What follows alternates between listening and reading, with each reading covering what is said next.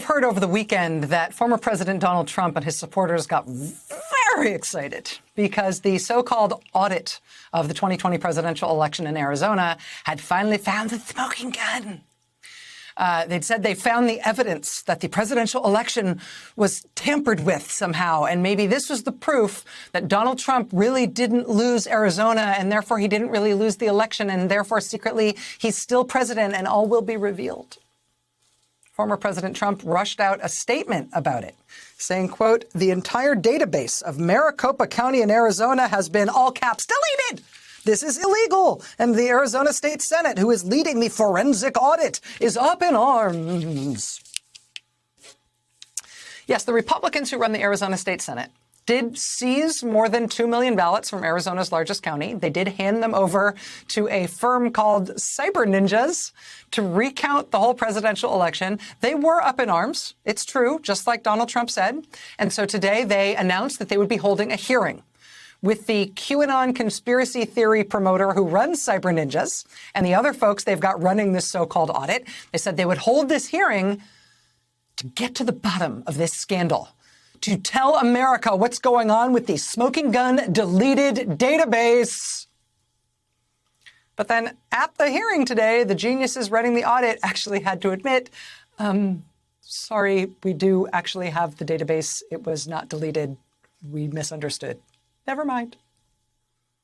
Election auditors say they have the data that they accused Maricopa County of deleting. Oh, we have that. We said you threw it out. We have it. Oh, right. That whole thing the former president was yelling about, the election crime he had discovered that would undo the 2020 election and put him back in the White House. Never mind, that didn't happen. Oops. But something about this latest debacle involving the clown show Arizona audit, this messing with the presidential election results in Arizona, seems to have broken something in a bunch of Arizona Republicans, or maybe broken something open among Republicans who had previously supported this so-called audit, or who had at least stayed grudgingly silent about it. I mean, spare a thought for the recently elected Republican Maricopa County recorder, which means he's the county's election administrator. He was just elected in November. He defeated the Democratic incumbent and became the new county recorder. But because he was just elected in November, that means he had literally nothing to do with administering the election in November. He just took office this year after he himself was elected in that election. And he has said publicly he had no interest in getting involved in this clown show fight over what happened in the November election. He was clearly hoping just to sit it out and let it blow over. But it's not blowing over. And when former President Trump put out his statement this weekend trumpeting the supposed deletion of Maricopa County's voter database and that being a huge crime, Maricopa County's Republican election administrator decided that he had finally had enough, that he could no longer sit by and hope this all went away. He said, quote, "Wow, this is unhinged." Talking about President Trump's statement. "I'm literally looking at our voter registration database on my other screen right now." He said, "We can't indulge these insane lies any longer as a party, as a state, as a country. This is as readily falsifiable as 2 + 2 = 5. If we don't call this out, ... And he just left it there at the ellipses. I mean, on the one hand, Republicans in Arizona now finally appear to be standing up in some numbers and calling this stuff out. And it seems like they're mostly doing it because they recognize that they're starting to look foolish. For example, you could hear the exasperation in the voice of that Republican Maricopa County elections administrator when he appeared before the Board of Supervisors in the county yesterday and recited the litany of insanity that even just he has been subjected to in his few short months in office. I have been accused of inserting fake ballots delivered from a South Korean plane. More recently, I have been accused of deleting entire databases, even though I participated in the transference of all databases to the Senate, have seen them with my own eyes, and even though I still have access to the current fully functional voting database. It is enough. Supervisor Hickman has even been accused of feeding ballots to hundreds of thousands of chickens at his farm and then purposefully incinerating them. Incinerating the chickens to cover up the evidence that the chickens ate the ballots. Because you wouldn't just incinerate the ballots, you'd want them to pass through a chicken first, and then gotta get rid of the chicken. See? Come on. Don't think we don't know how to play this game. Without a chicken in the middle of the incineration process, can all be reverse engineered. Then Joe Biden would be president. Even one Republican state senator who voted for this audit now tells the New York Times, quote, "It makes us look like idiots." Looking back, I didn't think it would be this ridiculous. It's embarrassing to be a state senator at this point. The Maricopa County Board of Supervisors, it's a 5-member board. 4 of the 5 are Republicans.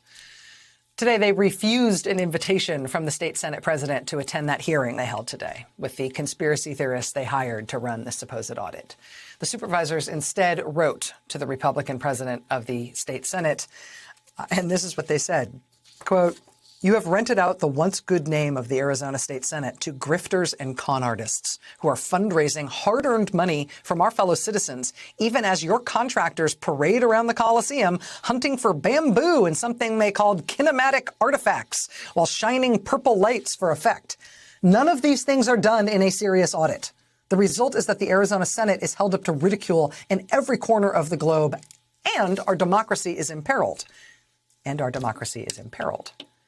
This split in the Arizona Republican Party that's spilling out into the open this week seems to have arisen in part because of Republicans' concern about them becoming a laughingstock, yes. But they're also making the point now that as much as people are laughing at them about this, and as bad as that is, this also has serious consequences, not just for how Americans think in the abstract about our democracy, about if elections are real things that we should use that have objectively verifiable outcomes, and that's how we make political decisions in this country.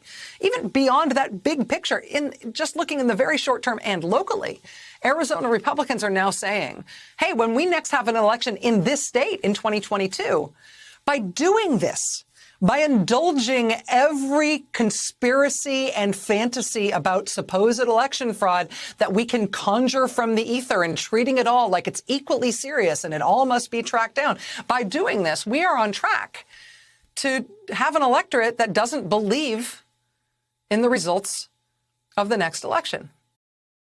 We certified the election back in November, but now it's time to say enough is enough. It is time to push back on the big lie. We must do this. We must do this as a member of the Republican Party. We must do this as a member of the Board of Supervisors. We need to do this as a country. Otherwise, we are not going to be able to move forward and have an election in 2022 that we can all believe the results, whatever they may be. One of the Republicans on the Maricopa County Board of Supervisors, as they all in unison demand that Republicans in the state legislature stop messing with the election results, stop their supposed audit, their supposed recount of the presidential election results that is apparently going to stretch out through the summer as they put President Trump's election fraud fantasies under the spotlight.